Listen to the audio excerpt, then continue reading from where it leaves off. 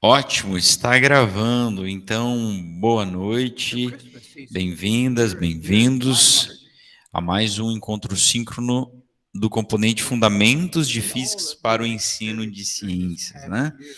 Da turma 2021 do curso de Licenciatura em Ciências Biológicas. E esse é o nosso último encontro síncrono, exatamente, né? Estamos aí à véspera das férias, Natal chegando, já sentimos o cheirinho do Natal, né? Chegando.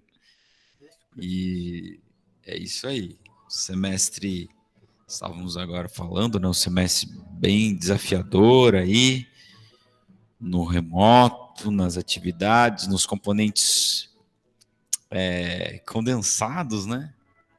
Física nós começamos a fazendo 2 meses agora, né? Foi 11, 16 de... Não, 14 de outubro, né? E aí já estamos agora terminando, né? Então é uma carga horária grande aí para 2 meses, né? Mas chegamos ao fim, né? Chegamos vivos, né? Tem aquela história dos sãos e salvos, chegamos salvos. Não sei se estamos muito são aí, não? Mas chegamos ao fim desse semestre, desse ano, né? E que 2022 seja melhor, traga coisas novas, mais saúde, mais vacina para todo mundo aí. Tudo bem? A minha câmera já está travando aqui, eu já logo vou fechá-la para a gente iniciar. E o que eu tenho preparado, o tópico da nossa aula de hoje é a hidroestática. Né? Então, nós passamos pelo estudo do movimento, que é uma grande área da física, uma carga horária bem grande, né? Desde a cinemática, a dinâmica. E depois, nas duas últimas semanas, falamos sobre energia, desde as fontes e os tipos de energia, até as energias mecânicas, né, na qual nós calculamos a energia cinética, potencial gravitacional. Né? Então, hoje nós vamos abrir um novo tópico, que é a hidroestática, para estudo, e né, temos aí até as 8h40 para discutir. Vamos ver se a gente vai conseguir passar por todo esse panorama, né, que a gente vai, que eu preparei então sobre a hidroestática. Bem-vindo àqueles que estão se juntando a nós aí. E vamos lá. Estou fechando a minha câmera. Vou apresentar minha tela para vocês. Parar essa música aqui, né? Eu, a partir de agora, eu não vou mais ver o chat. Se alguém tiver alguma dúvida, quiser comentar alguma coisa, fique à vontade aí, tá? Não era isso. Era isso aqui.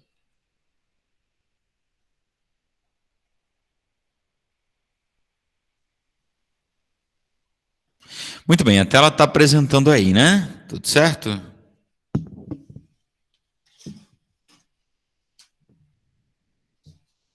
Sim? Sim. Ótimo, valeu. Vamos lá então. Hidroestática. Bom,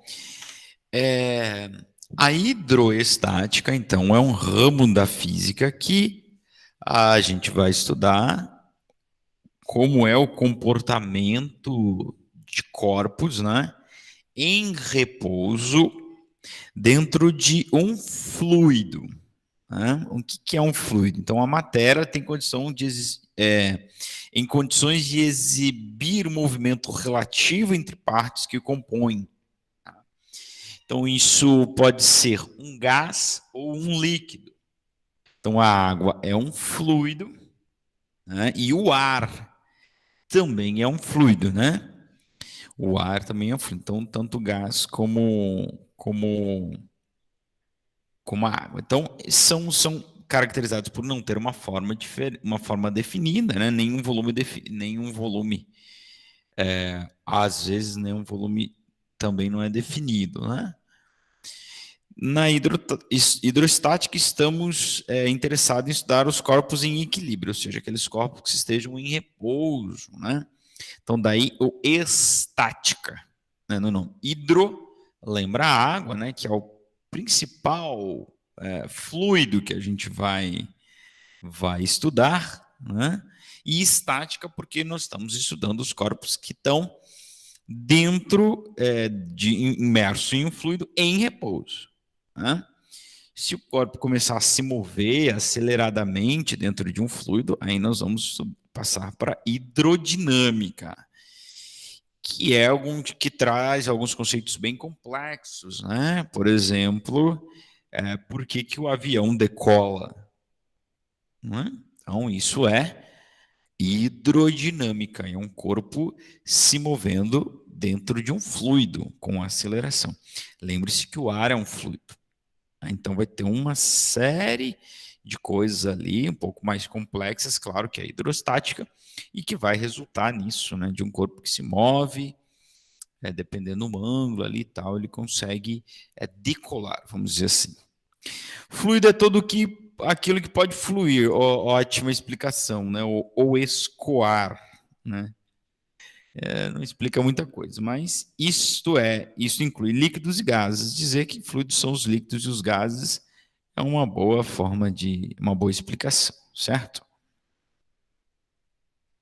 Então, hidrostático é o ramo da física que estuda as propriedades relacionadas aos líquidos em equilíbrio estático parado, né? Essas propriedades podem ser estendidas para fluidos de um modo em geral, né? Tá. Então, essa grande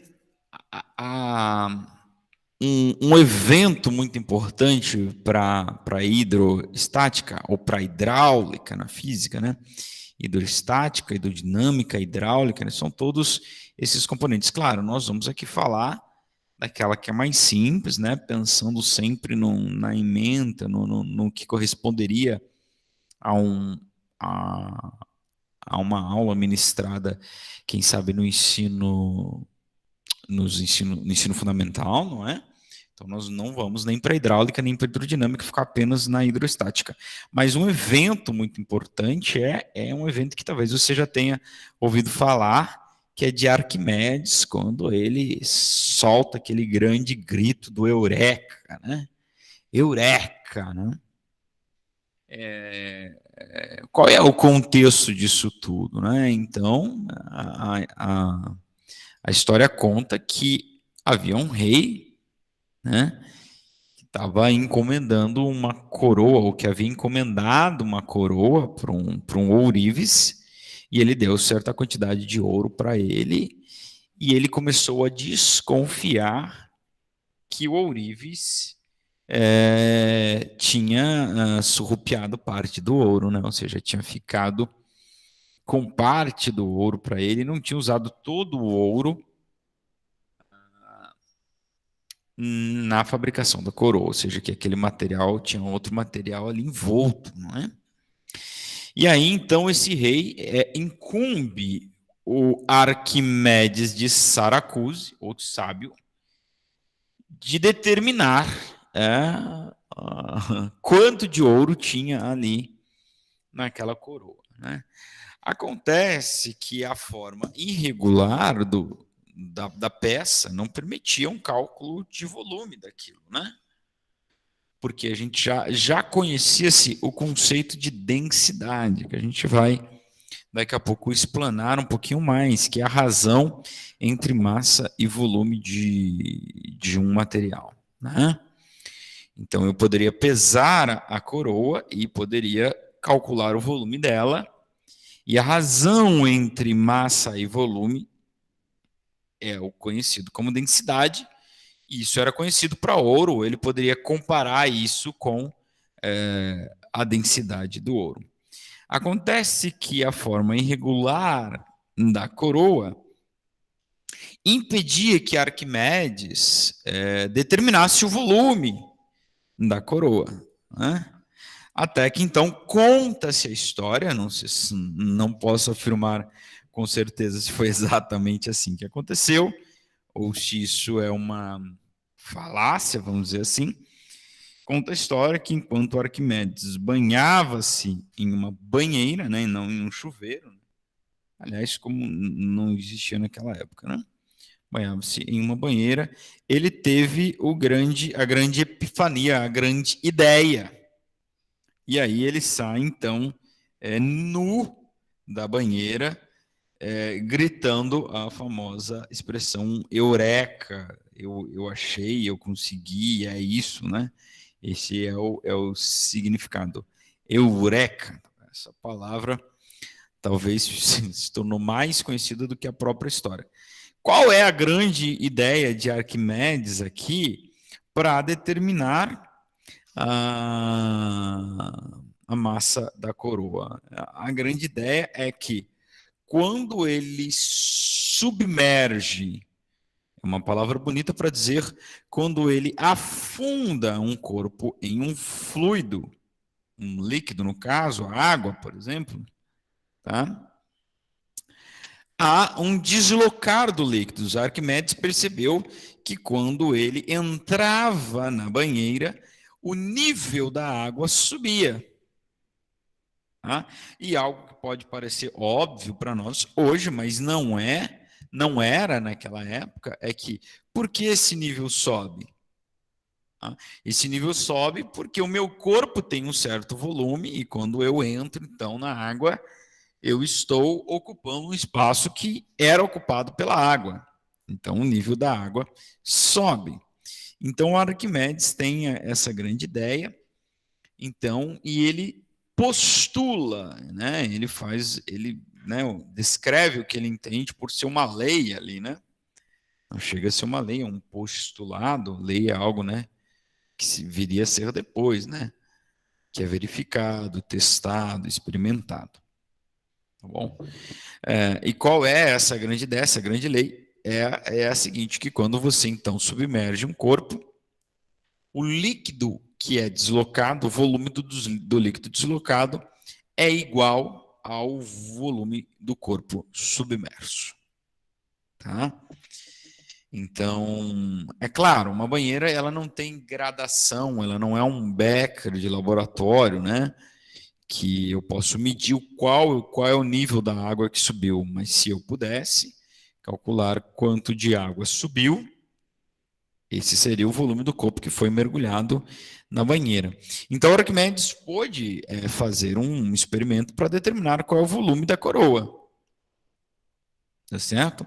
Era só ele submerger a coroa numa água e controlar qual é a quantidade de água que vai subir. Né? Qual é o volume do líquido que vai ser deslocado, no caso, para cima. Né? Então, esse seria...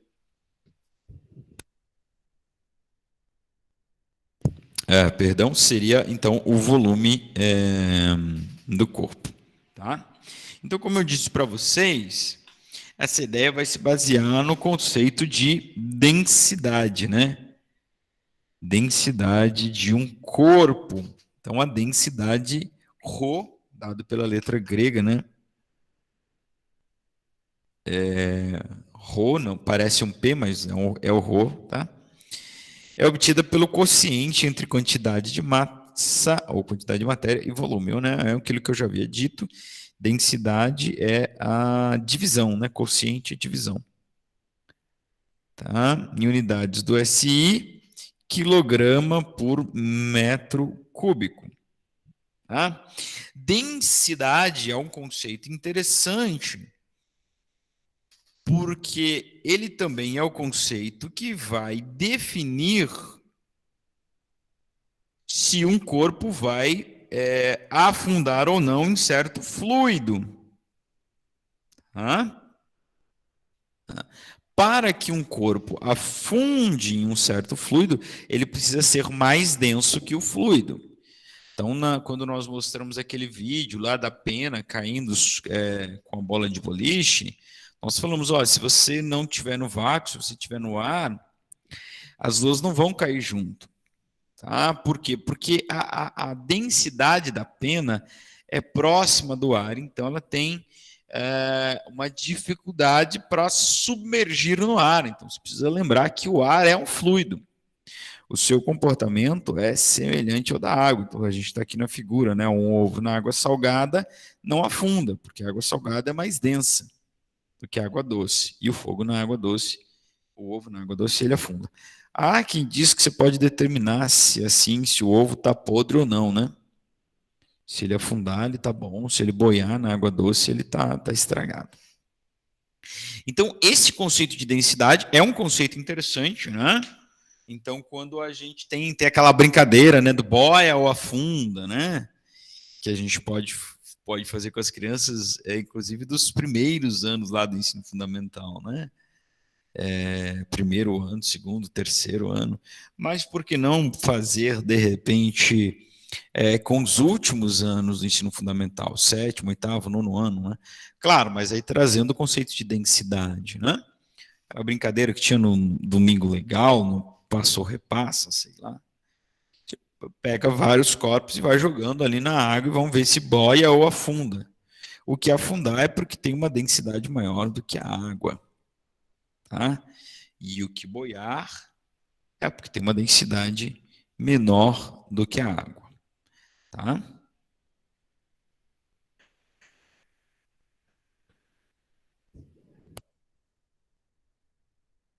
Bom, a gente precisa fazer uma diferenciação entre densidade e massa específica. Densidade que pode ser a letra D ou a letra Rho. Alguns livros usam a letra D, alguns livros usam a letra Rho. Tá? Veja só, eu vou aplicar isso num exemplo daqui a pouco que vai fazer você entender muito bem. Isso aqui. Massa do corpo dividido pelo volume que o corpo ocupa. Isso é a densidade. Tá? E a massa específica ou densidade absoluta, é a massa do corpo dividido pelo menor volume. Como assim? Menor volume que o corpo pode ocupar. É que, veja, você pode ter um corpo que ele não seja maciço. Que ele não seja maciço. Por exemplo, né, vamos pensar em um navio feito de ferro, né? O ferro é um material muito mais denso do que a água. Certo? Então, a densidade do ferro é maior do que a água. Mas por que o navio não afunda? Porque a densidade do navio é menor do que a água. Por quê? Porque ele não é de ferro maciço. Ele tem uma estrutura de ferro e ele tem um volume vazio preenchido por ar. Então, se eu dividir a massa dele pelo volume total que ele ocupa, estou calculando a densidade dele, ele vai ser menos denso do que a água. Tá? Muito embora a massa específica do ferro seja maior do que a água, né? Então, por exemplo, você pode pensar numa lata de refrigerante vazia. Se você jogar ela na piscina da sua casa, você que está me ouvindo aí, né? Tem uma linda piscina na sua casa. Se você jogar uma lata de refrigerante vazio na piscina da sua casa, ela não vai afundar. Mas e se você amassar ela bem amassadinha e jogar? Talvez ela afunde. O que você está fazendo? Você está alterando a densidade do alumínio? Não. Mas você está alterando a densidade do corpo. Tá? Porque quando essa lata estava vazia, a gente chama de vazia, na verdade ela estava preenchida por ar. Então, se eu for calcular a densidade aqui, massa dividido pelo volume que ele ocupa, esse volume ele não é todo preenchido de alumínio. Então, essa densidade dá menor que a do alumínio e dá uma densidade menor do que da água, principalmente por ter ar. E porque o ar tem uma densidade menor do que a água. Quando você retira todo o ar, tá? Então, você deve ter aqui uma densidade próxima à densidade do alumínio, que é maior do que a água, então ele deve afundar. Entende? Então, essa é a diferença entre densidade e massa específica ou densidade absoluta. Pensem num copo de vidro, né? Dependendo como você joga o copo de vidro, né? Ele pode flutuar ali na água. Agora quebra ele, moe em pedacinho, põe dentro de um saquinho, junta tudo, o pó de vidro, põe dentro do saquinho, fecha bem, não deixa entrar ar e joga na água. Ele vai afundar, porque a massa específica ou densidade absoluta do vidro é maior do que da água. Tá certo? Então, olha, ao nível microscópico, a densidade do corpo vai depender da soma dos pesos dos átomos e moléculas que o constituem, além do espaço existente entre eles. Numa escala maior, a densidade depende do objeto formado, se ele é oco, poroso ou algo intermediário. Então, de fato, quando a gente referisse a um dado elemento, a gente deveria falar apenas de densidade absoluta, né? Falar do ferro. Deveria falar de massa específica ou densidade absoluta dele. Hã? Bom, aí se você vai construir um corpo de ferro, aí sim, aí vai depender do volume, né? Você vai pegar sei lá, 1 quilo de ferro e vai fazer um corpo que ocupa um volume, sei lá, muito maior. Você está diminuindo a densidade, né? Você está espalhando aquilo, né? Certo? Então veja, olha, o volume de 1 decímetro cúbico, que é o mesmo que 1 litro de ouro, pesa o equivalente a 19,28 litros d'água. Tá? 1 litro de ouro pesa, aí poderíamos arredondar 20 litros de água, tá? Densidade água, 19, decímetros de água pesam 19,28 quilos. Por quê? A densidade da água, senhores, ela é aproximadamente 1 quilo. Não, 1 quilo não. 1000 quilos por metro cúbico. Metro cúbico é 1000 litros. Né? Se você fizer uma caixa de 1 metro por 1 metro por 1 metro, aqui vão caber, isso é 1 metro cúbico, né? Vocês estão ligados, né? 1 metro por 1 seria 1 metro cúbico. Aqui caberão 1000 litros d'água. Tá? Então, 1000 litros d'água corresponde a 1000 quilogramas. Então, a gente pode dizer que, por uma boa aproximação para a água doce, essa água da nossa torneira, a densidade da água é 1 quilograma por litro, que não é a unidade de medida de densidade no SI, não é? Então, é 1 quilograma por litro ou 1 grama por ml, né? 1 grama por centímetro cúbico, enfim. Tá legal? Então, 19,28 quilos de água é o mesmo que 19,28 litros. Decímetro cúbico, 1 decímetro cúbico é o mesmo que 1 litro. Tá legal? A densidade do gelo,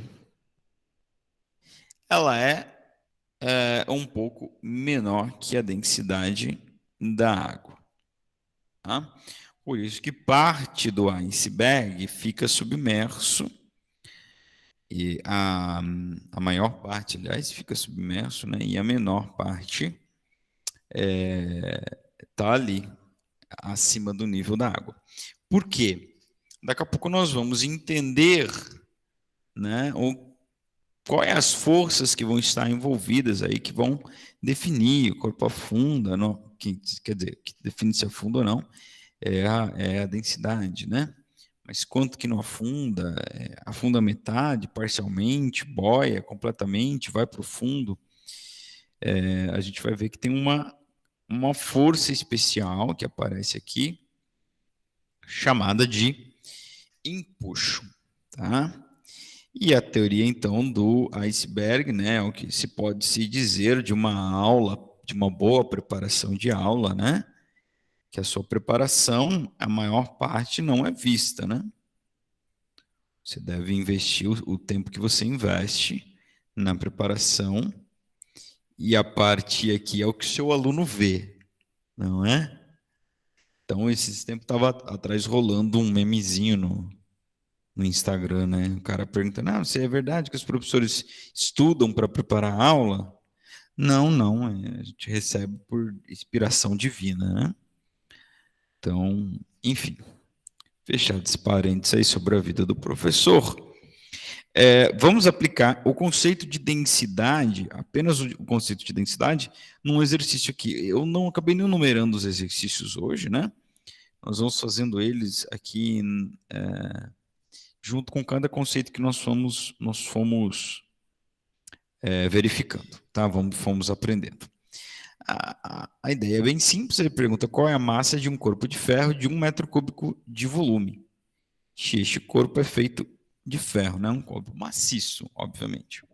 Densidade do ferro, aqui ele deu em gramas por centímetro cúbico, tá? Então nós vamos ter que converter isso aqui, ó. Centímetros cúbicos para metros cúbicos e converter o quilograma para, aliás, o grama para o quilograma, né? Então vamos primeiro pegar essa densidade do ferro ou essa massa específica do ferro aí. Pode chamar de Rho, pode chamar de D, mas rigorosamente falando, se é do elemento, é a massa específica ou densidade absoluta μ. Tá? Então é 7,85 gramas. Eu vou pegar isso aqui e eu vou pôr centímetros cúbicos. Já vamos discutir isso aqui, tá? Centímetros cúbicos.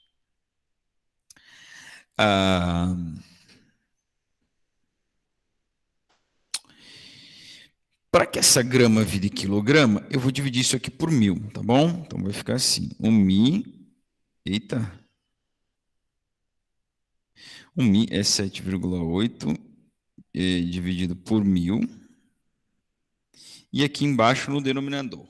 Como é que eu faço para passar de centímetros cúbicos para metros cúbicos? Veja, o centímetro, ele é a centésima parte do metro, né? Então, eu vou fazer o seguinte, eu vou deixar o ao cubo aqui e vou converter o centímetro para metro. Como? Pegando ele e dividindo por 100, então fazendo 1/100. Dividir por 100 é o mesmo que dividir por 10 ao quadrado. Tá bom? Essa é a grande dificuldade desse exercício, é fazer essa conversão aí, né?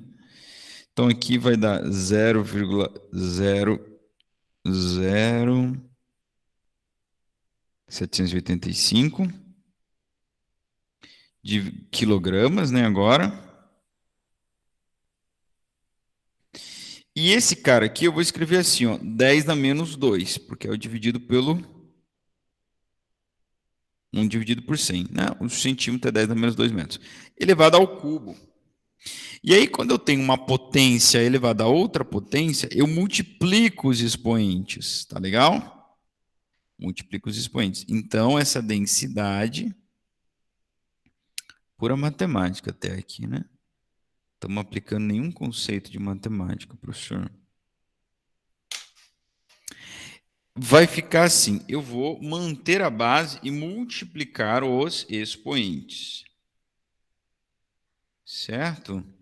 Então, vai fazer o seguinte, quilograma dividido por 10 elevado a menos 2 vezes 6, vezes 3, aliás, menos 6 metro cúbico. Metro cúbico. Tá? E aí, gente, quando eu tenho uma potência no denominador, eu posso jogá-la para o numerador invertendo o seu sinal. Então, eu posso escrever isso aqui assim. Mi é 0,00785 vezes 10 na mais 6 quilograma por metro cúbico. Tá? E aí, multiplicar por 10 elevado a 6 é mover a vírgula 6 casas. Então, é 1, 2, 3, 4, 5. Professor, acabou. Então, põe mais um zero. Então, o Mi é 7.850 quilogramas por metro cúbico.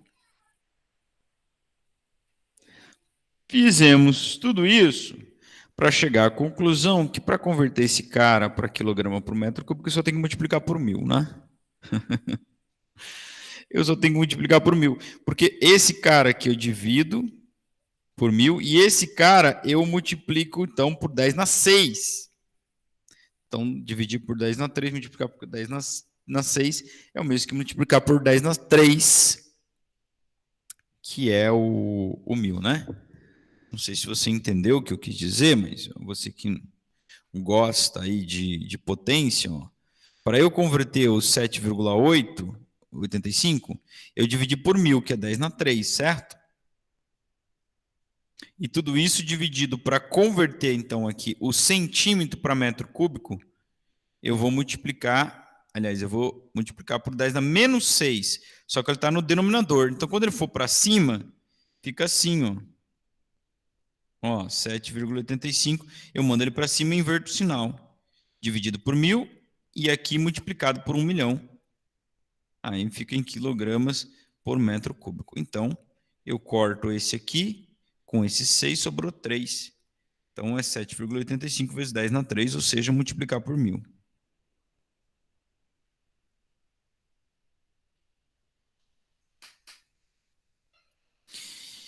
Aí você vai falar assim, poxa, professor, mas é uma coisa muito complexa isso aí, não é? Mas essa conta eu achei muito difícil. Olha, quando eu dava aula de matemática lá no sexto, sétimo ano, no sexto ano a gente aprendia a fazer a relação dessas unidades com o quadrado, né? Então, de centímetro quadrado para metro quadrado, para quilômetro quadrado, etc. E tal. E trabalhava, então, acabava também trabalhando com a potência de 10, né? E lá no sétimo ou oitavo ano, daí você fazia com as grandezas cúbicas, né?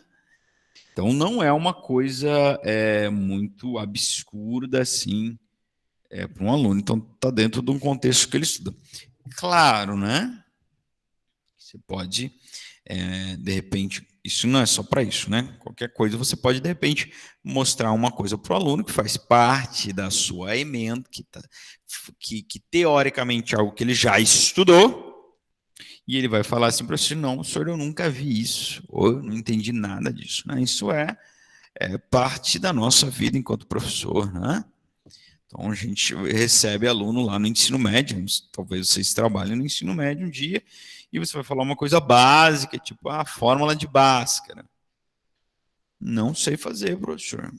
E como é que o cara chegou no ensino médio não sabendo fazer a Bhaskara? Não sabendo fazer o Pitágoras? Não estou aqui criticando, talvez você está falando, o professor está mandando indireta para mim. Não estou mandando indireta para você, nem indireta para o aluno. Né? A culpa não é dele.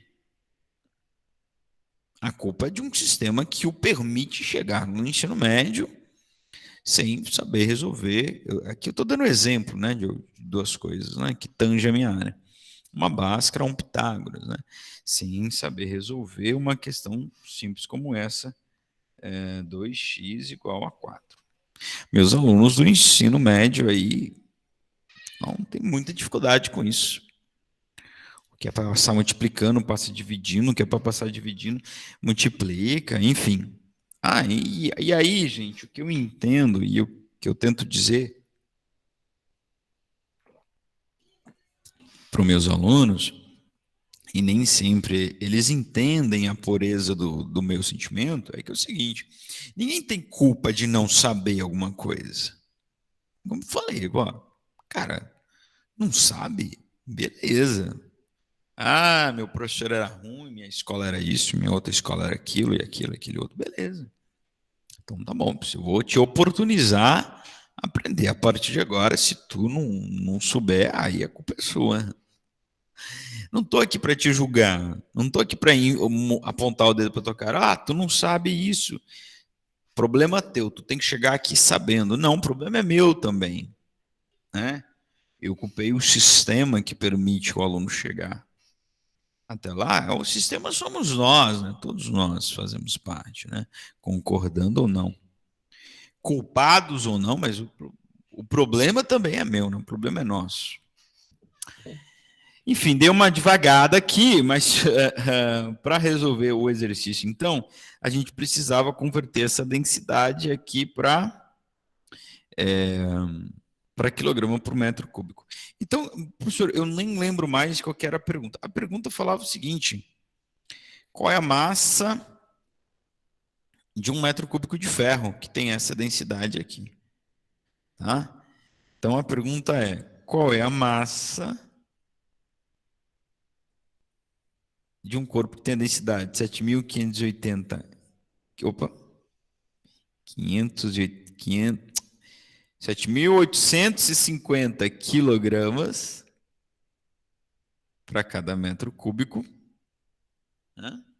Qual é a massa de um volume igual a 1 metro cúbico? Ah, moleza, né, professor? É 7.580. Então, você perceba que a densidade do ferro ela é quase 8 vezes maior que da água, né? Bom, vamos aplicar a equação da densidade para não deixá-la aqui abandonada. A densidade é massa vezes gravidade. A massa dividida por volume, aliás, né? A densidade eu tenho, a massa é o que eu quero e o volume é 1. Claro, eu vou passar 1 multiplicando e não vai mudar nada, por isso eu já havia dito, né? Vezes 1 é igual a 7.850 quilos, a massa de 1 metro cúbico de ferro. Tá bom? Aqui eu deixei o gabarito aqui para os senhores, né? Feito de uma outra forma aqui, né? A conversão. Aqui ele nem jogou na equação da densidade, porque ele tá supondo que o volume é 1, né? Bom, vamos falar de outro cara importante no estudo da hidroestática, que é a pressão. Por quê? Porque quando você está submerso em qualquer fluido, você está sujeito à pressão que ele exerce sobre você. No caso nosso, agora estamos sujeitos à pressão da atmosfera, ou conhecida como pressão atmosférica. O que é essa pressão?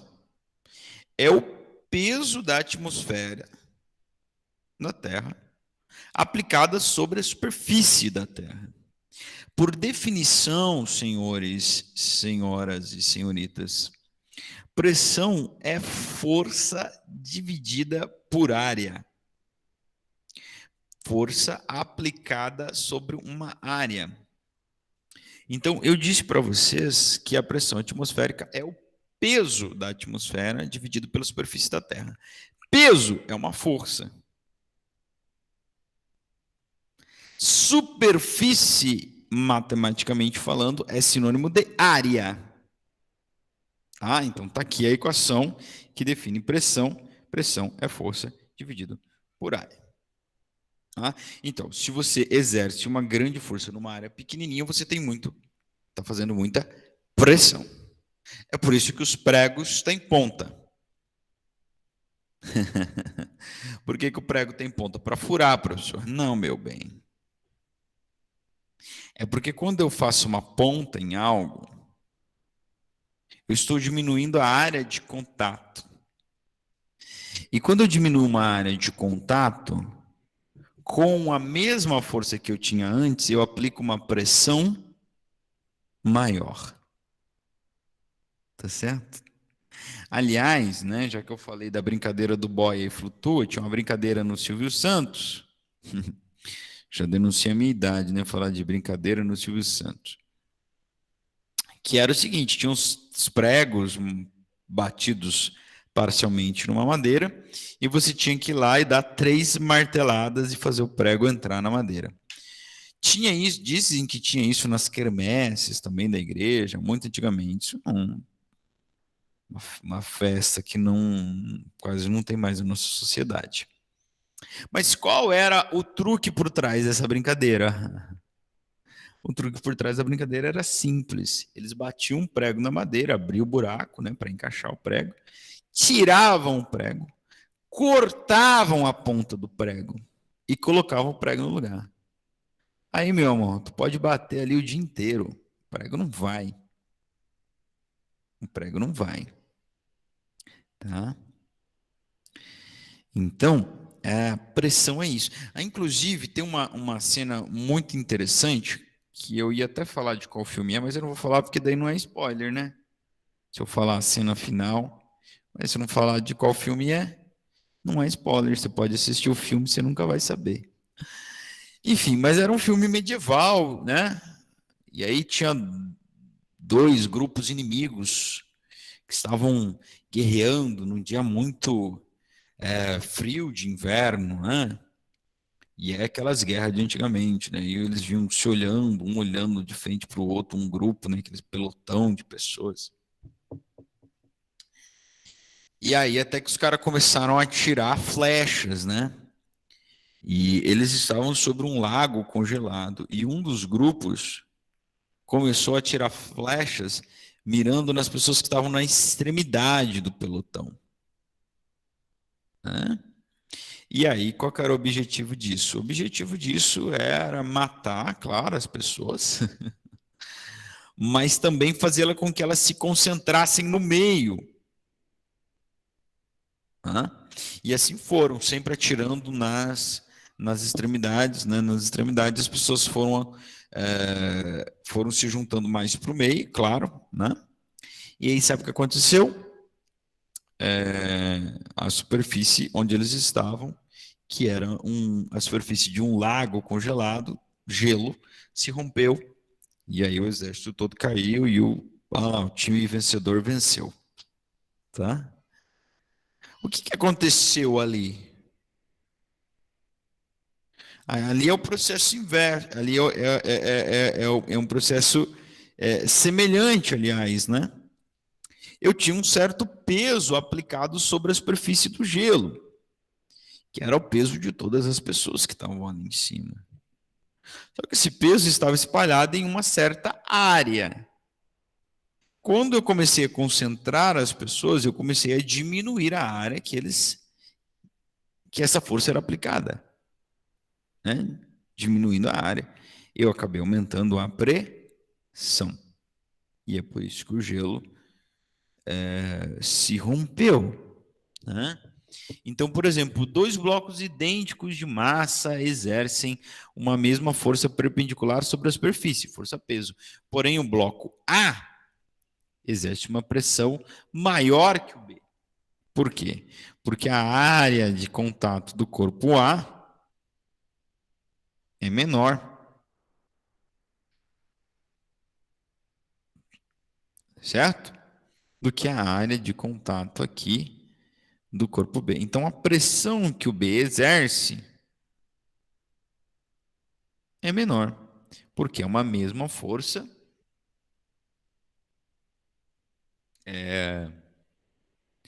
é uma força espalhada, né, aplicada numa superfície maior.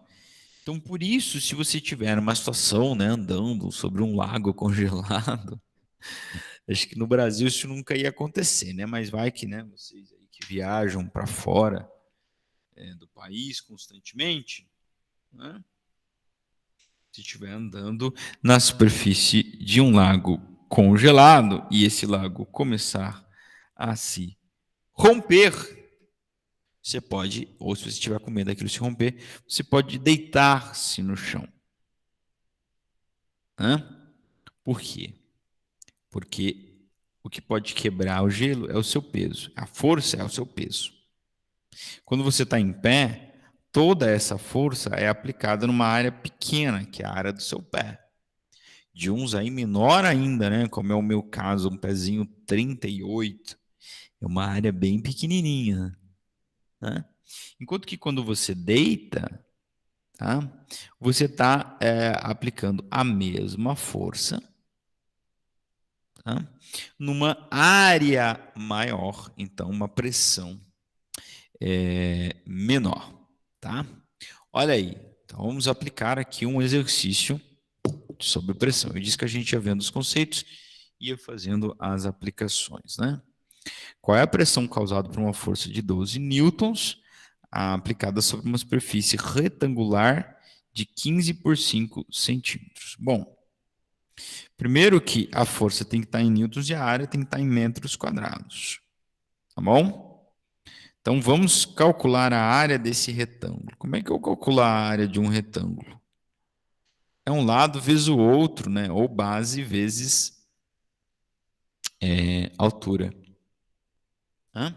O que você vai chamar de base? Se a base é 15, a altura é 5, se a base é 5, a altura é 15, aí tanto faz. Tá? Só que nós temos que converter esses caras para metros, então vamos dividi-los por 100. Vou chamar de base o 15, vou dividir ele por 100, dá 0,15 metros. Vou chamar de altura o 5, como eu disse, não vai importar aqui quem vai ser a altura e quem vai ser a base. Vou dividi-lo por 100, vai ser 0,05 metros. Tá legal?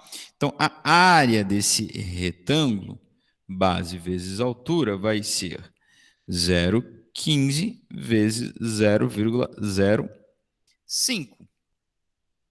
Multiplicar por 0,5 é dividir no meio, né? Multiplicar por 0,05 é dividir no meio e ainda mover uma casa, hein? Então, isso aqui é 0,0075 metros quadrados.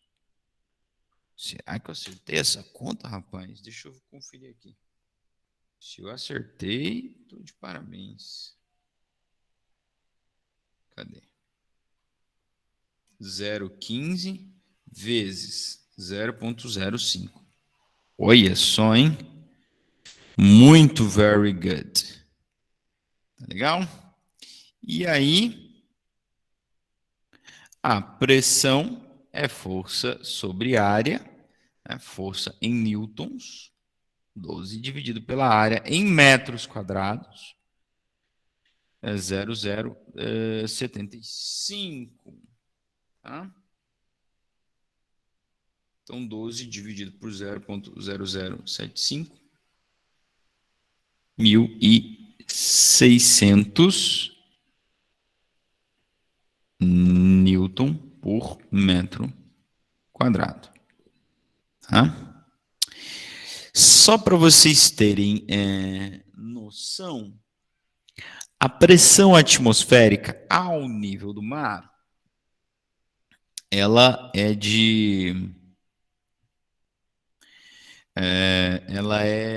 de 100 mil newtons por metro quadrado. Essa unidade de newton por metro quadrado também é chamada de pascal, tá? Ó, PA, pascal. Para homenagear um físico que fez estudos na hidráulica, né? Chamava-se Pascal. Legal? Então, newton por metro quadrado é a mesma coisa que pascal. Tá? Então, é uma pressão muito grande, tá? É uma pressão muito grande. Mas a gente não sente, né, professor? Não sente porque a gente nasce e morre com ela. Né? É que nem o seguinte, nós andamos em fluido, andamos no ar. Temos uma certa resistência. Você já tentou andar na piscina? Cansa, né? Claro, porque a resistência da água é maior. Mas nós andamos dentro de um fluido, mas nós não percebemos a resistência dele. Por que não, professor? Porque nós nascemos e morremos dentro dele. Então, fica aquilo normalizado para nós. Tá certo? Mas é uma pressão muito grande. Tá? É o peso de toda a atmosfera dividido toda a atmosfera dividido pela superfície da Terra. E por que a gente fala de pressão atmosférica ao nível do mar? Porque assim, se a pressão, eu estou aqui, ó, imaginando que isso aqui é a atmosfera que envolve a Terra. A atmosfera. Se a pressão é o peso da atmosfera sobre a superfície da Terra, quando você começa a subir além da superfície, o peso é menor, porque a quantidade de ar acima de você é menor. Então, o peso é menor. Tá certo? Então, a pressão atmosférica também é menor.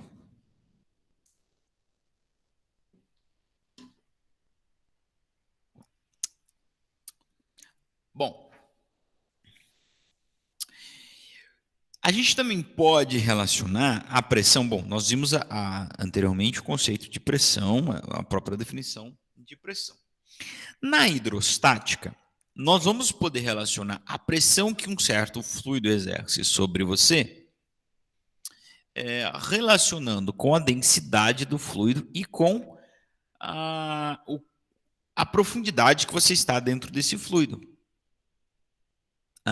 E isso, então, essa forma de expressar a pressão é muito mais interessante para a hidrostática. Por quê? Porque ela está relacionando com a densidade do fluido e com a profundidade de submersão que você está. Tá? Bom, como é que a gente chega nessa nova equação? Partindo da equação da definição do que é pressão. Né? Então, imagine que você está aqui, por exemplo. Ó, você tem um ponto aqui, um corpo aqui, certo? Dentro da água. Ele está a uma altura H dentro da água. Qual é a pressão sobre esse cara? A pressão nesse ponto aqui. É o peso da água que está em cima dele, tá? Dividido por essa área aqui, ó, que deve ser um círculo, o fundo desse becker aqui. Então, quem é a força? Força é mg. Por quê? Você vai se lembrar, isso aqui é o peso, né?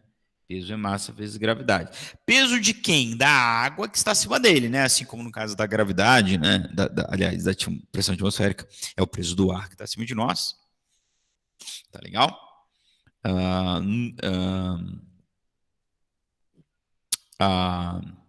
No caso da água, é o peso da água que está acima dele. Bom, então podemos escrever a equação assim. Bom, agora, se densidade é massa dividido por volume, eu posso escrever também que massa é densidade por volume. Tá? Por quê? Porque eu não quero saber a massa da água acima de mim. Eu quero encontrar uma equação que relacione com a densidade. Então, se densidade é massa por volume, eu estou usando sempre densidade com D, mas aqui ele está usando como ρ, tá? Eu posso passar multiplicando o volume, massa é densidade por volume. Então, eu vou trocar massa por densidade por volume, que é o que ele fez aqui, ó. Rho vezes A. Tá? Bom, e qual é agora o volume? O volume desse líquido aqui? Vamos voltar lá para nossas aulas de matemática do ensino fundamental. O volume é o quê? É a área da base vezes a altura, H. Então, volume é área da base vezes altura. Então, se eu trocar volume por área da base vezes altura, eu vou poder cancelar a área da base que está em cima com a área da base que está embaixo. E a pressão qual um líquido em que você está, um fluido que você está submerso exerce sobre você, depende, então, apenas da densidade do líquido, da seleção da gravidade, que é uma constante, e da profundidade. Certo? E aí você pode perceber que, se ele depende da profundidade, quanto mais profundo você está, maior é a pressão. Claro, porque tem mais água, pensando na água, né? Tem mais água sobre você, então tem um peso maior sobre você, aplicado numa mesma área. Simplificando, a pressão hidrostática não depende do formato do recipiente. Por que não? Porque a gente cancelou as áreas, ó. Depende apenas da densidade e da altura do ponto onde a pressão é exercida, quer dizer, da profundidade que ele está imersa ali no fluido. Tá legal? Então, a pressão em um líquido aumenta com a profundidade, está diretamente relacionado com a densidade do líquido. Claro, eu não sei se vai dar para vocês enxergarem aqui. Agora eu quero dar zoom aqui. Dei zoom. Ó,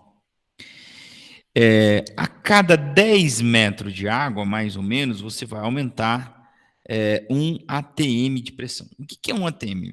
Vamos voltar aqui e falar sobre essa unidade também. Vai. Aí, garoto. Vamos falar sobre a unidade 1 atm. 1 atm é a medida da pressão atmosférica ao nível do mar, ou seja, 100 mil pascal ou 100 mil newton por metro quadrado. Tá? Como é que você pode dizer, essa figura estava nos mostrando aqui, ó, que a cada metro você aumenta 1 atm, porque a cada metro você vai aumentar sobre você uma pressão de 100 mil newtons por metro. Será que isso é verdade? Com a equação que nós aprendemos agora, ó, a pressão é ρGH, ou densidade, né? Se você usar a densidade como D, aí fica a seu critério. Perceba uma coisa, ó. A densidade da água é 1000 quilos por metro cúbico. A aceleração da gravidade, 10. Se você estiver a uma altura de 10 metros, quanto que dá isso aqui? 1000 vezes 10, 10 mil, vezes 10, 100 mil. Aproximadamente, né? Usando a gravidade como 10 ali e tal. Então, aproximadamente a cada 10 metros que você mergulha em uma água, você está aumentando uma atmosfera, né? Um equivalente a uma pressão atmosférica. Então, se você está na superfície da água, você está sob uma pressão de 1 atm, mergulha 10 metros, você dobrou a pressão sobre você. Aí, a cada 10 metros, você vai aumentando 1 atm, ou uma atmosfera, ou seja, vai aumentando a pressão em 100 mil pascal, né? Ou 100 mil newtons por metro quadrado. É por isso que, quando você tem um líquido aqui, né? Um recipiente com um líquido e um orifício, quanto mais para baixo está o orifício, maior é a velocidade com que ele é expelido para fora. Por quê? Porque aqui a pressão é maior do que aqui, que é maior que a pressão aqui, que é maior que a pressão aqui. E se você colocar um peso, aí você está aumentando a pressão em todos. Bom, voltando aqui para a nossa figura das atmosferas, né? Ó.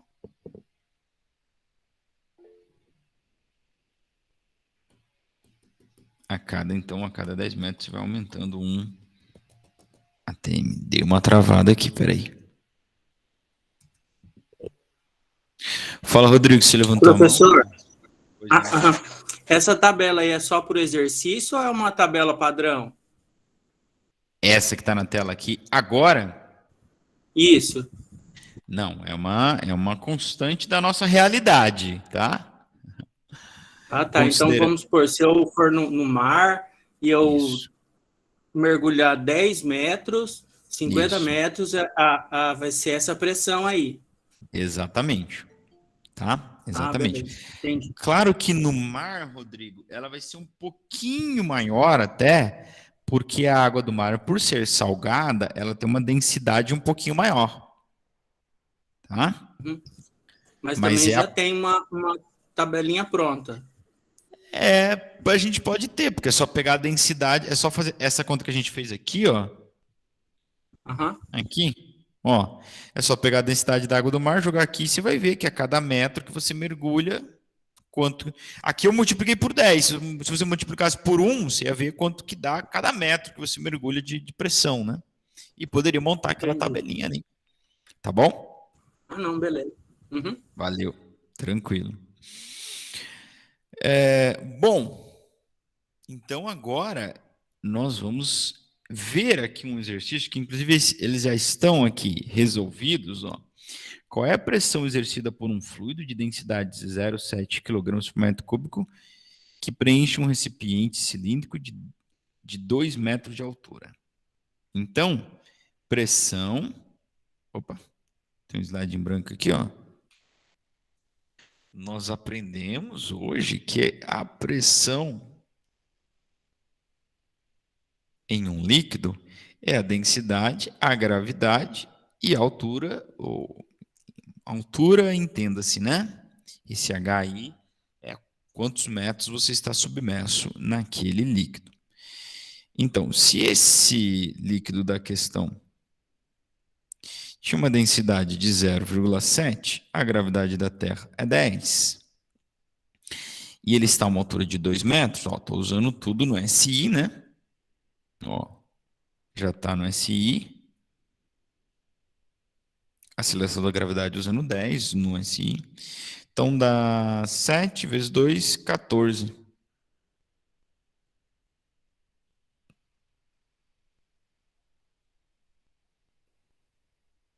Opa, 14 newtons por metro ou 14 pascal. Ah, professor, mas que pressão pequenininha, né? Meu amor, mas a densidade desse fluido aí, comparado com a densidade da água, por exemplo. Na água é 1.000 kg por metro cúbico, esse é 0,7. Tá? Esse é 0,7, é 1.200 vezes menor, alguma coisa assim. Tudo bem? E o exercício 2, que também tem a resoluçãozinha aqui embaixo, ele fala assim, uma piscina tem área de 28 metros quadrados e contém água até uma altura de 1,5 m. A massa específica da água, 10 na 3, que é o mesmo que 1.000, né? Densidade, quilograma por metro cúbico. A pressão exercida exclusivamente pela água no fundo da piscina é, bom, posso calcular aqui também, mesma equaçãozinha, pressão exercida pelo líquido, ou como a gente costuma dizer, pela coluna de líquido, né? Que está acima daquela altura. É a densidade do fluido.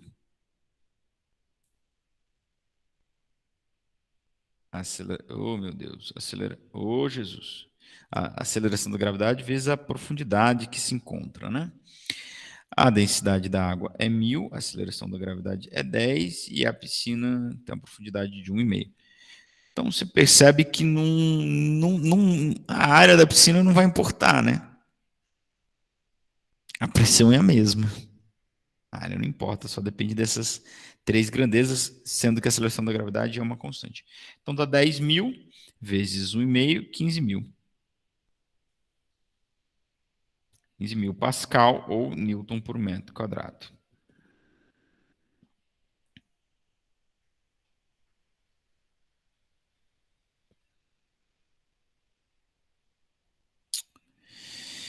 A gente já falou um pouco sobre a pressão atmosférica, e aí chama a atenção de vocês que o exercício número 2, ele fala assim, qual é a pressão exercida exclusivamente pela água no fundo da piscina?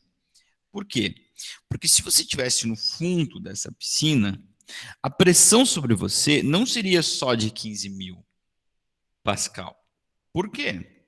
Então, imagine que você está lá deitado no fundo dessa piscina de altura 1,5 m, né? Aí, tá deitado no fundo, só para fazer um experimento. Não aconteceu nada com você não, você está vivo, tá? Aqui. A pressão exercida sobre você não é apenas a pressão da coluna de água sobre você, tá? Por quê? Porque eu tenho exercido aqui sobre a água a pressão atmosférica. Exercendo aqui. Então, só porque você submergiu, você não está livre dessa pressão. Então, quem está aqui no fundo dessa piscina de 1,5 m de profundidade está sujeito a uma pressão total que é a soma da pressão atmosférica mais a pressão que o líquido exerce sobre você. Tá? Pressão atmosférica, então, como nós falamos, é o peso da atmosférica sobre a superfície da Terra. O valor depende da altitude, claro, né? Quanto mais você vai subindo, tem menos ar sobre você. Assim como a gente viu na equação aqui, né? Depende da profundidade. Quanto mais para baixo você está, mais próximo do fundo da piscina do ar, vamos imaginar assim, da piscina chamada atmosférica, maior a pressão, né? E a pressão máxima é quando você está na superfície. E essa pressão máxima é 100 mil pascal, 100 newtons por metro quadrado. Quando você vai subindo, você vai diminuindo isso. Tá? Então tem a troposfera, eletrosfera, mesosfera, termosfera, exosfera, ionosfera, tem várias aí camadas da nossa atmosférica, da nossa atmosfera. Tá? Pressão atmosférica ao nível do mar, na verdade, nem é esse valor que eu falei para vocês, de 100 mil, né? 1000 newtons, esse é um valor aproximado, ele é um valor de 101.300 pascal, né? Ou 101.300 newtons por metro quadrado. Mas a gente usa como boa aproximação só o 1 vezes 10 na 5, que seria o 100 mil, né? Tá? Isso significa, né, que tem uma força de newton por metro quadrado, né? Não é newton por metro quadrado, né? 100 mil newtons por metro quadrado. Então, se a gente pegar na superfície da Terra uma região sobre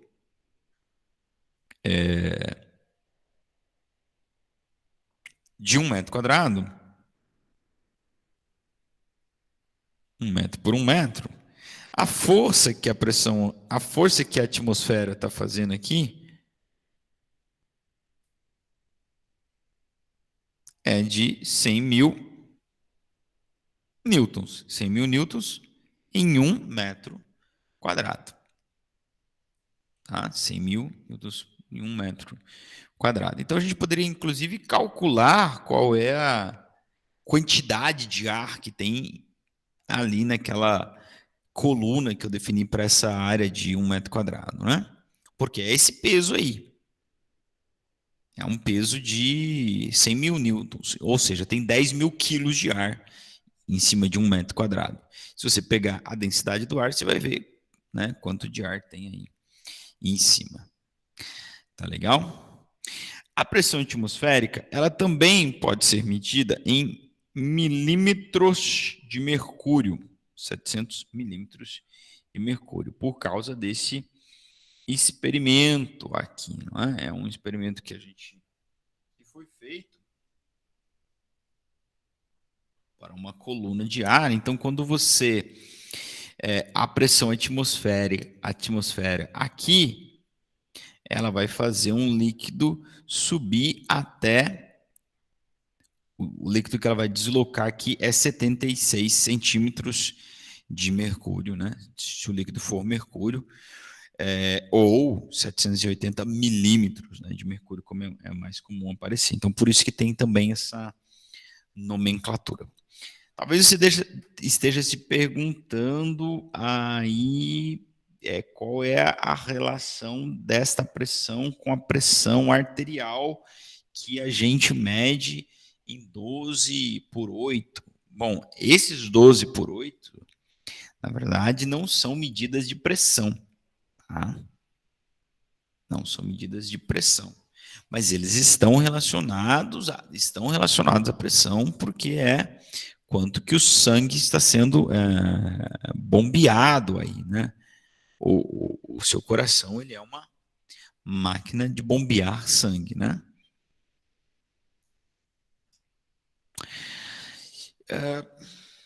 8h20 agora.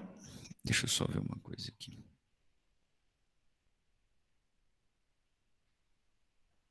Eu acho que dá para a gente chegar nisso aqui. Existe o teorema de Stevin, né, que vai falar sobre a diferença de pressão em um líquido. Tá? E não é algo assim muito uau, que grande teorema, não merece aqui vamos dizer assim, nossos grandes aplausos. Mas esse teorema ele tem uma certa importância inclusive para a gente chegar nisso aqui, né, que é o princípio de Pascal, ou a ideia de uma prensa hidráulica, ou de um macaco hidráulico, ou de um elevador hidráulico, né? Então vamos passar por este teorema que vai dizer o seguinte, bom, aqui ó, a pressão varia com o resultado da força do peso exercido da parte do fluido que está acima. Então, à medida que mergulhamos, aumentamos a quantidade do fluido acima de nós e, consequentemente, a pressão. A diferença entre as pressões de dois pontos de um fluido em equilíbrio é igual ao produto entre a densidade do fluido, a aceleração da gravidade e a diferença de profundidade. Bom, o que esse cara está dizendo? Não tem nada de muito absurdo aqui. O que ele está dizendo é o seguinte, você tem dois corpos de profundidades diferentes, né, submersos no mesmo líquido, um ponto A e um ponto B aqui. A diferença de pressão, ΔP, entre esses dois corpos é a densidade vezes a gravidade vezes a variação da altura entre os dois. Ou a diferença entre alturas entre os dois. Por quê? Como é que eu ia fazer a diferença desses dois, gente? A diferença da pressão do A com B é a pressão do A menos a pressão do B. Opa. E pressão do A é a gravidade, massa, vezes a altura do A. Gravidade, aliás, densidade, né? Onde que eu falei massa? Densidade, gravidade e altura do A. Menos densidade, gravidade e altura do B. Então, esse cara é uma constante e esse cara é uma constante. A densidade e a gravidade são constantes. Então, posso colocar eles em evidência. Fica a densidade e gravidade que multiplica a altura do A menos a altura do B.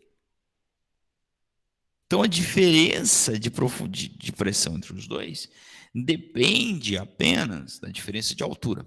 O que quer dizer, e aí a gente vai depois chegar lá no princípio de Pascal e ver a nossa prensa hidráulica, que é algo que tem bastante aplicação e utilidade no nosso mundo hoje, que é o seguinte, bom, então se dois pontos estão na mesma altura, a pressão tem que ser a mesma.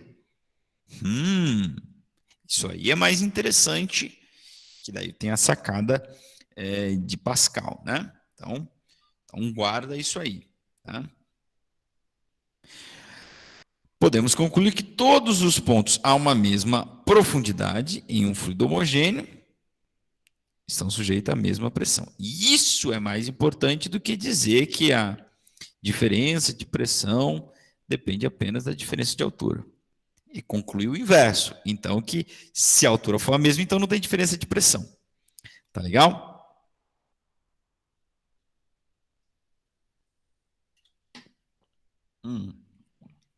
Então aquele desenho que eu fiz ali, ó, tá muito mais bonito aqui, ó. Eu tenho um corpo Q, um ponto P e um ponto R. O ponto Q está uma altura, uma profundidade HQ, e o ponto R está uma profundidade HR. A diferença de pressão entre os dois é a densidade vezes a gravidade vezes a diferença da profundidade.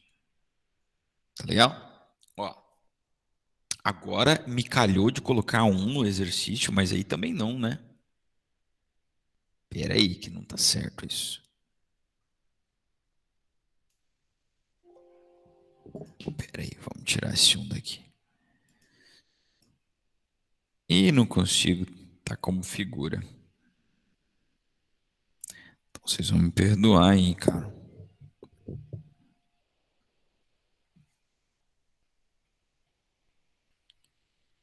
Aê, garoto. Agora sim, hein?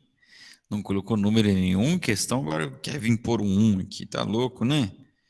Aí acaba com quem tem toque. Olha só, um submarino submerso a 1.000 metros abaixo do nível do mar está submetido a uma pressão de 11 atms. Quando ele sobe até uma altura de 50 metros abaixo do nível do mar, qual é a pressão exercida sobre ele? Dado, 1 atm é 100 mil pascal, densidade da água 1.000 quilos. Aceleração da gravidade é 10 metros por segundo ao quadrado.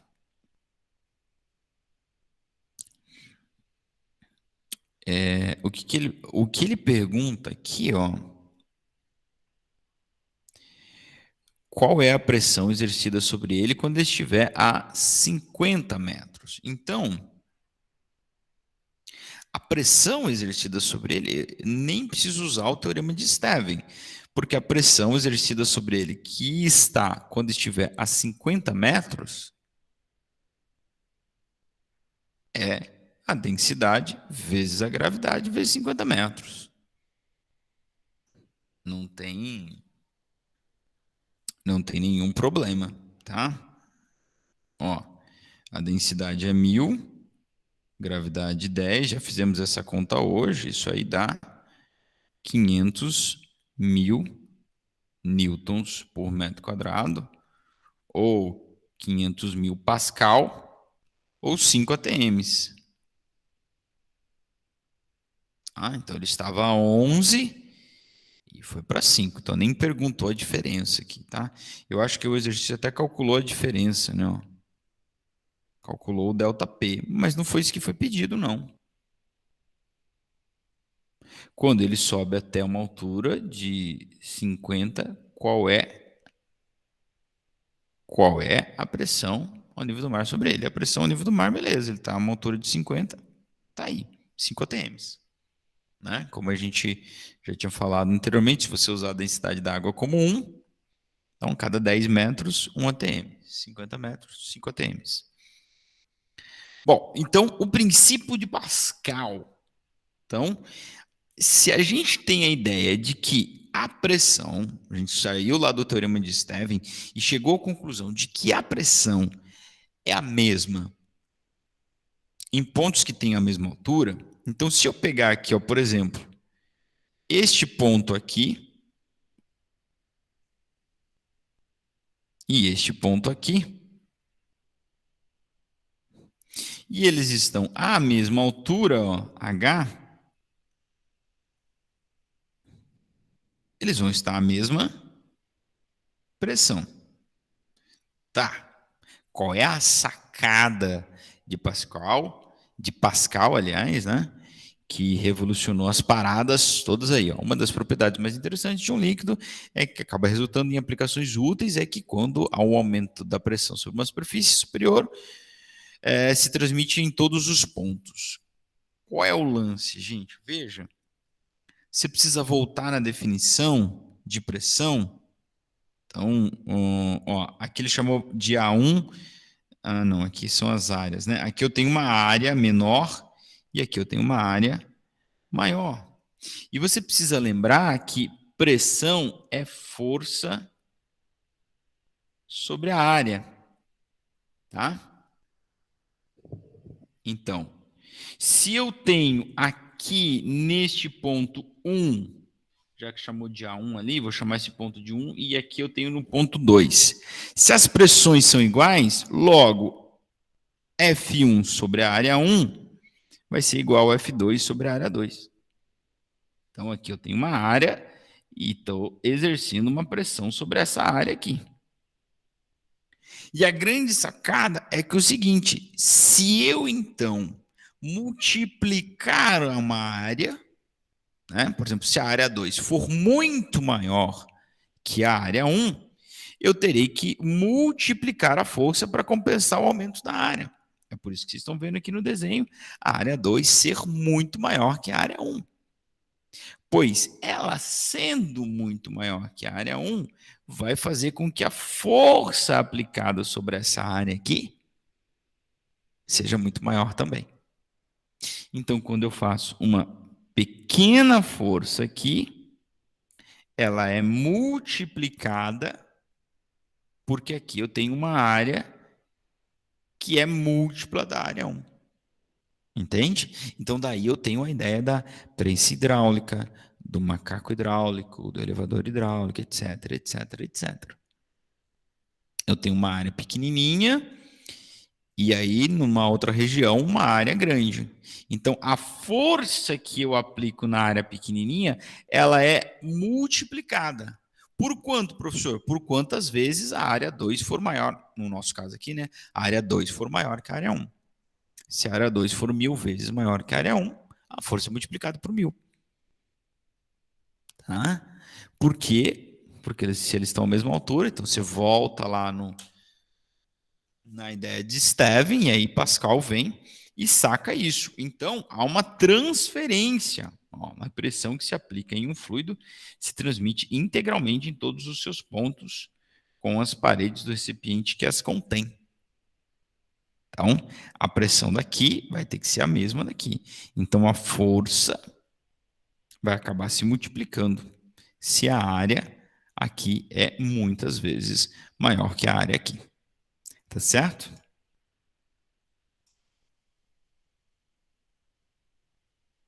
Aqui um exercício, olha aí.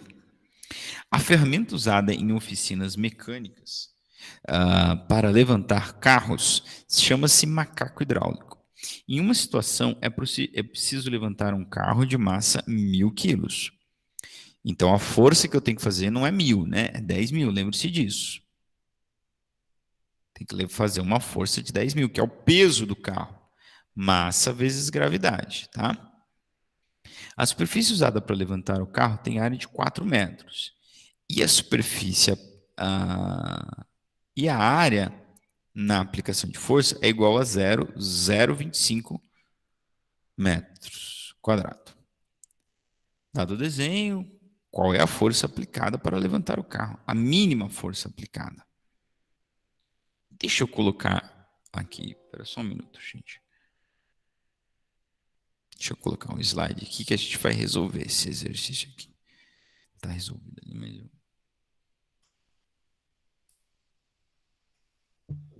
Vai. Aí.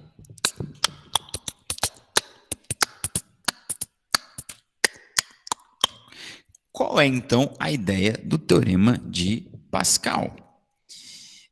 As pressões nos dois pontos vão ser igual. Então,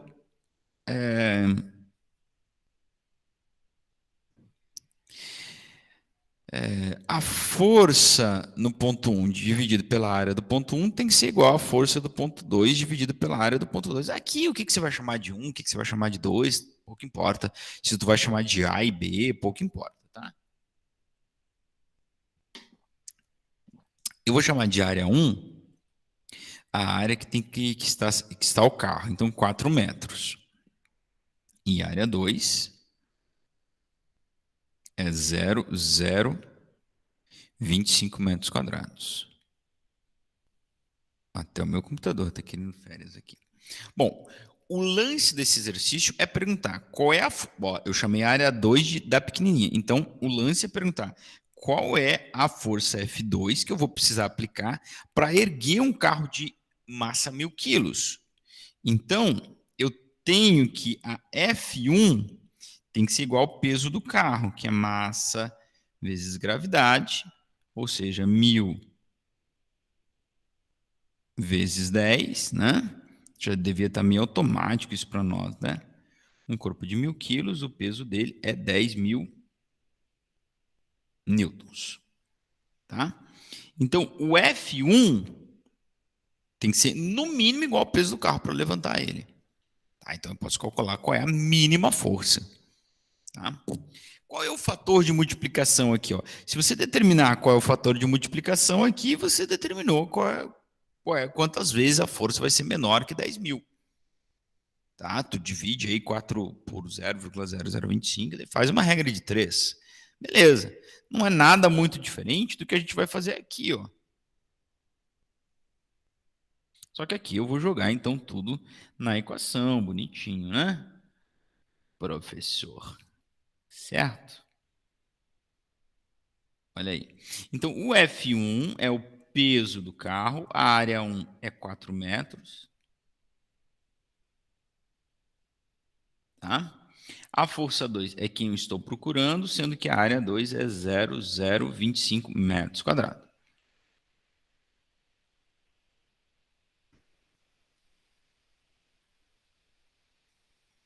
Certo?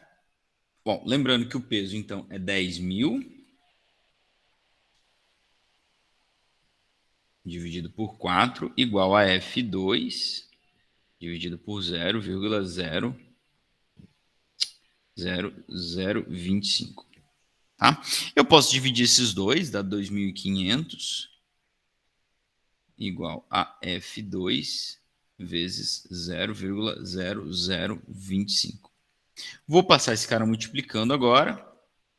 Então fica 2.500 vezes 0,0025. Então eu posso cortar 2 zeros aqui. Fica 25 vezes 0,25. Que é o mesmo que dividir 25 por 4. Que dá 12, 6, metade seria 12,5. E 1/4, 6,25 é a força. Então, cara, olha só. Para tu transmitir na outra área, no caso do exemplo desse exercício, né? Para tu transmitir na outra área lá uma força de 10 minutos, tu precisa fazer uma força apenas de 6 newtons.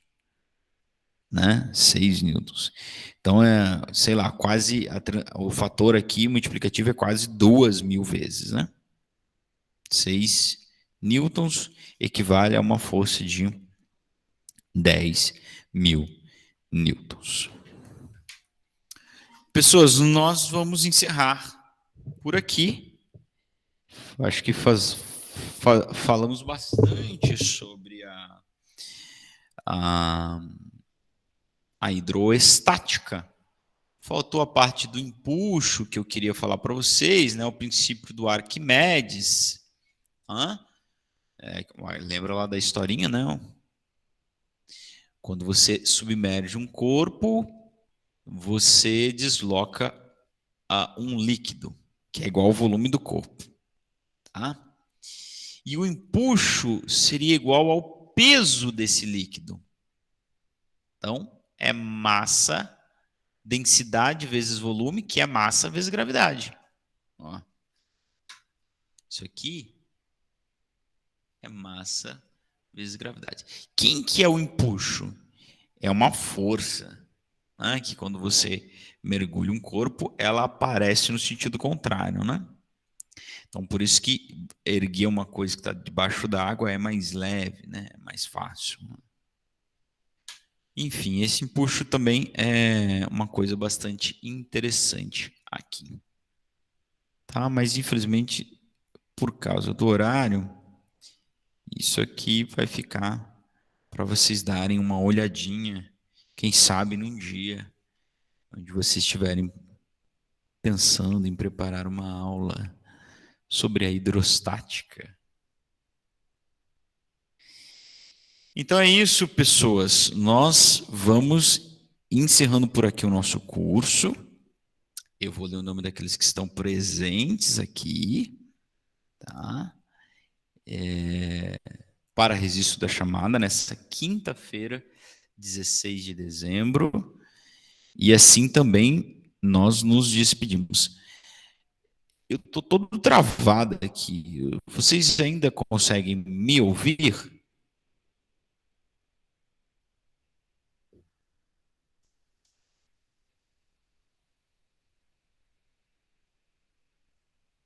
Sim? Então tá bom, Rodrigo. Eu estou conseguindo. Bom, então tá legal. Acho que tá todo mundo. Acho que é só o meu computador mesmo que está travado.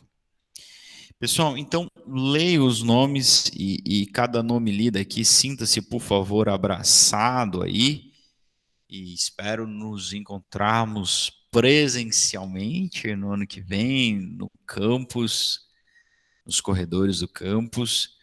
Mas fico aí, vocês têm o meu contato e eu fico à disposição. Quem sabe um dia vocês precisem de algo, de um professor de física, né? Posso ajudar em alguma coisa. Normalmente nós não somos muito úteis, não. Mas fica o registro de que seria um grande prazer se puder contribuir de alguma forma, qualquer, com cada um de vocês. Fora isso, então, fica aqui o meu abraço a todos. Anaína, Brenda, Jaqueline, Luiz Gustavo, Rodrigo e Vera. Tá bom? Um abraço para todos vocês. Estou encerrando a gravação e que todos vocês tenham um bom descanso aí, né? Boas férias, relaxem. Bom final de ano, saúde para vocês, muita vacina, cuidem-se e tudo de bom. Um abraço grande, gente. E agora eu vou tentar interromper a gravação. Vamos ver se o meu computador deixar mear.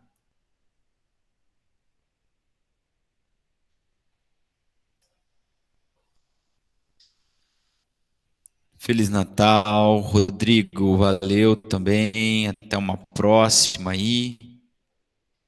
Eu acho que física agora chega, né? Eu tô querendo mudar o PPC do curso e propor que a física tenha pelo menos um ano, né? Que é isso? É muito pouco.